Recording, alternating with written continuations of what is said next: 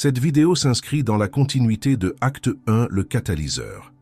Si vous ne l'avez pas encore vu, nous vous invitons à commencer par la première partie. Ces petites clôtures ne s'accompagnent pas d'annonces solennelles ni de déclarations officielles.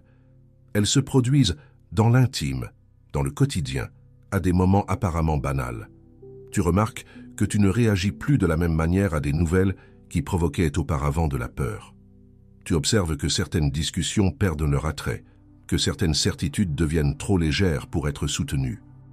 En d'autres termes, quelque chose se détache à l'intérieur avant que tout changement externe n'ait besoin de se produire. Ce n'est pas de la passivité, c'est de la maturité.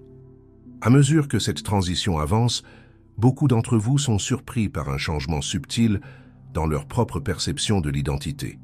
Ce qui semblait auparavant fixe commence à se révéler comme transitoire. Les rôles sociaux, les étiquettes, les histoires personnelles et même les anciennes blessures cessent de définir qui tu es. Elles sont vues comme des expériences traversées, non comme une essence. Cette distinction est fondamentale, car la nouvelle Terre ne se construit pas sur des identités rigides, mais sur une présence consciente. Tu peux remarquer que des moments de silence intérieur deviennent plus fréquents. Non pas un silence vide, mais un silence vivant, attentif, où l'esprit ne se précipite pas pour remplir chaque espace d'interprétation ou de jugement.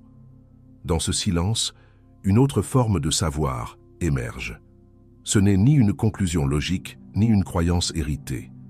C'est une clarté douce corporelle qui oriente sans effort. Cela signifie que l'intuition cesse d'être une exception et commence à devenir un mode naturel de navigation. Beaucoup ont été enseignés à se méfier de cette forme de savoir, à la considérer comme naïve ou dangereuse.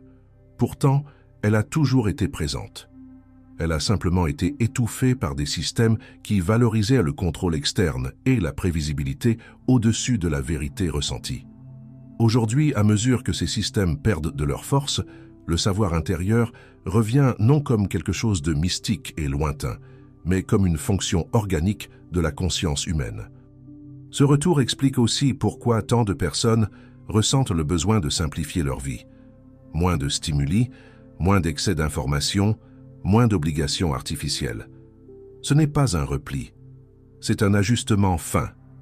Le système humain n'a pas été conçu pour soutenir une avalanche constante de données déconnectées de l'expérience directe. Lorsque tu réduis le bruit, la sensibilité se restaure, et avec elle, la capacité de percevoir ce qui compte réellement. Les relations traversent un processus similaire.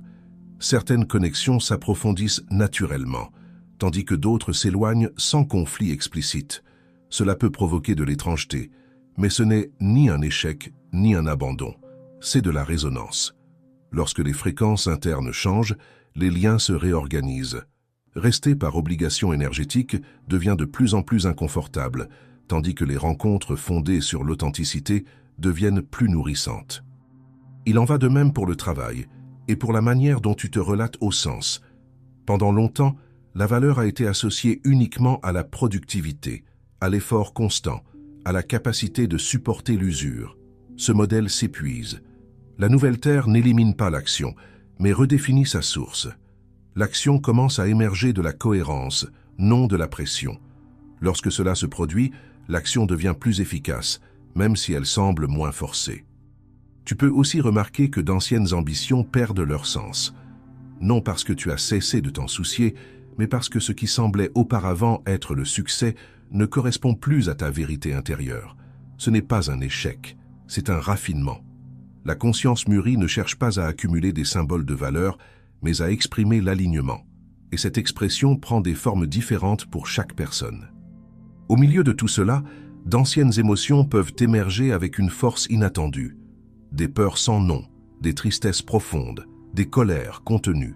Ne l'interprète pas comme une régression.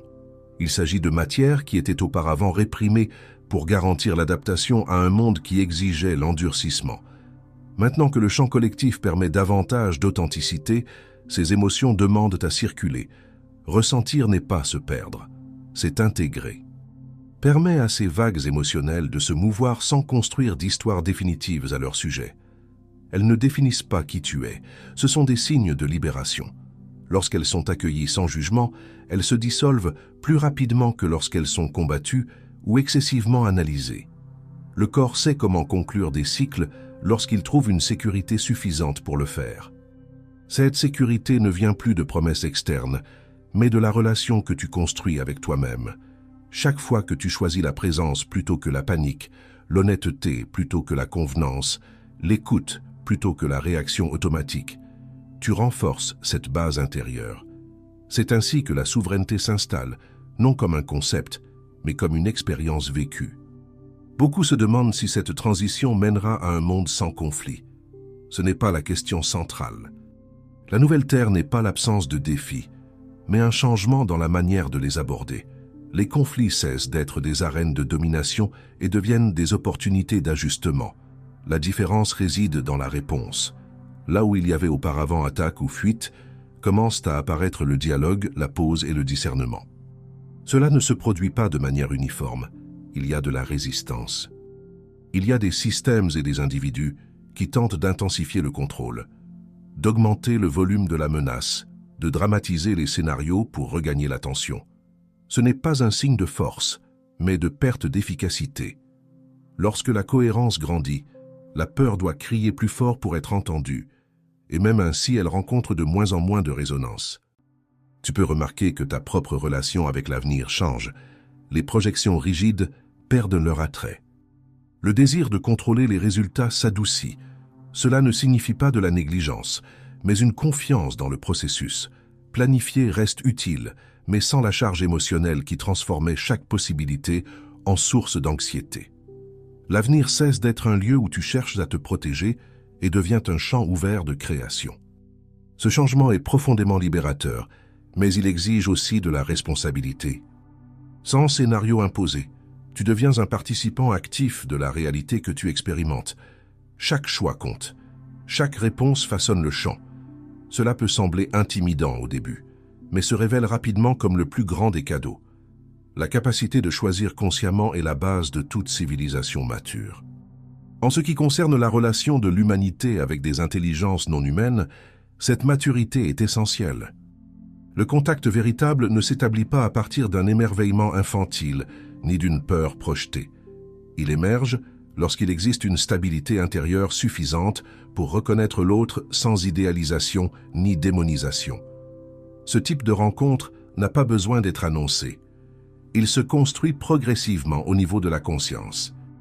Pendant ce temps, beaucoup d'entre vous ressentent une sensation curieuse d'être entre deux mondes. L'ancien ne convainc plus, le nouveau ne se présente pas encore avec une clarté totale. Cet intervalle peut sembler inconfortable, mais il est fertile. C'est en lui que la créativité agit, que de nouvelles façons de vivre sont expérimentées sans besoin de validation immédiate. Fais confiance à cet espace. Il n'est pas vide. Il est en gestation. Quelque chose se réorganise dans des couches profondes, individuelles et collectives. Même lorsque rien ne semble se produire extérieurement, des ajustements significatifs ont lieu dans le champ de la conscience. Tout ce qui est essentiel n'est pas visible. Souviens-toi que tu ne portes pas cette transition seule.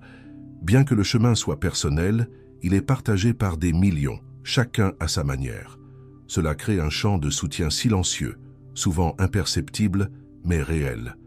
Chaque fois que tu choisis d'agir à partir de la cohérence, ce champ se renforce. La nouvelle Terre ne demande pas la perfection. Elle demande la présence. Elle n'exige pas l'héroïsme, mais l'honnêteté. Elle ne réclame pas le sacrifice, mais l'alignement. Chaque pas simple, chaque choix conscient, chaque moment de pause contribue davantage que de grands gestes mus par la peur. Reste attentif à ce qui apaise le corps, à ce qui élargit la respiration, à ce qui apporte de la clarté sans urgence. Ce sont des indicateurs fiables en cette période. Ce qui presse, menace ou confond tend à perdre de la force avec le temps. Ce qui soutient, éclaire et relie tend à demeurer. Tu n'as pas besoin de hâter quoi que ce soit. La transition se déroule au rythme de l'intégration, non de l'attente. Marche avec douceur, observe avec curiosité, ajuste lorsque c'est nécessaire. La Terre se réorganise à travers ses choix simples, faits chaque jour. Je suis toujours ici, non comme un guide externe, mais comme une présence qui reconnaît ce que tu vis. Le processus est réel, le changement est profond, et tu es exactement là où tu dois être pour le traverser. Et à mesure que tu t'approches de ce point d'intégration plus profonde, quelque chose d'essentiel commence à se révéler avec douceur et fermeté à la fois.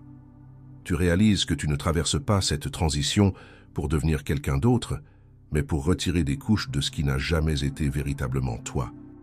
Ce qui demeure lorsque le bruit se dissout est simple, stable et étrangement familier. C'est comme rentrer chez soi sans avoir quitté l'endroit. C'est peut-être l'aspect le plus inattendu de tout cela. La nouvelle terre n'exige pas que tu t'élèves loin de l'expérience humaine, ni que tu abandonnes le quotidien, le corps ou les relations.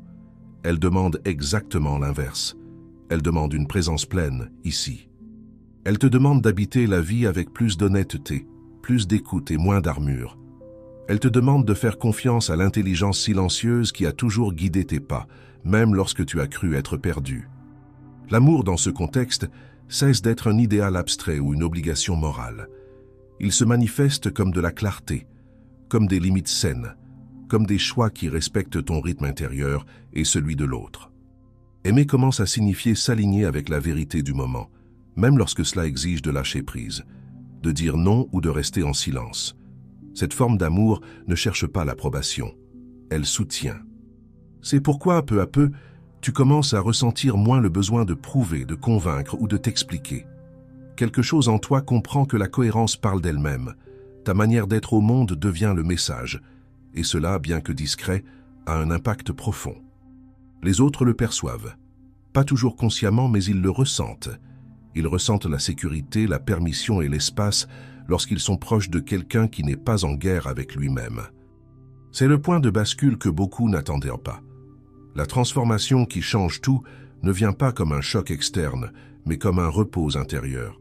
Un repos si profond qu'il réorganise les décisions, les relations et les priorités sans effort. L'ancien monde se nourrissait de la tension constante. Le nouveau s'étend à partir d'une quiétude lucide. Si à un moment donné tu ressens le doute, souviens-toi de ceci. Le chemin ne se confirme pas par la peur, mais par la sensation d'alignement. Ce qui est vrai n'exige ni urgence, ni menace, ni sacrifice continu. Cela invite, soutient et se révèle avec le temps. Fais davantage confiance à ce qui se stabilise qu'à ce qui excite. Tu n'es pas arrivé ici par hasard. Chaque expérience, y compris les plus confuses ou douloureuses, a contribué à ce point de discernement. Rien n'a été gaspillé. Rien n'a été en vain. La conscience apprend par contraste, et maintenant tu reconnais la différence entre la survie et la vie pleine. Permets-toi donc de marcher avec plus de légèreté, non pas parce que tout est résolu, mais parce que tu n'as plus besoin de porter le poids de résoudre le monde. Ta tâche est plus intime et, en même temps, plus puissante. Être présent. Choisir avec honnêteté. Agir à partir de la cohérence que ton corps reconnaît comme vérité. Et lorsque la fatigue apparaît, ne la vois pas comme une faiblesse. Vois-la comme un signe d'intégration. Faire une pause est aussi un mouvement. Se taire est aussi une action.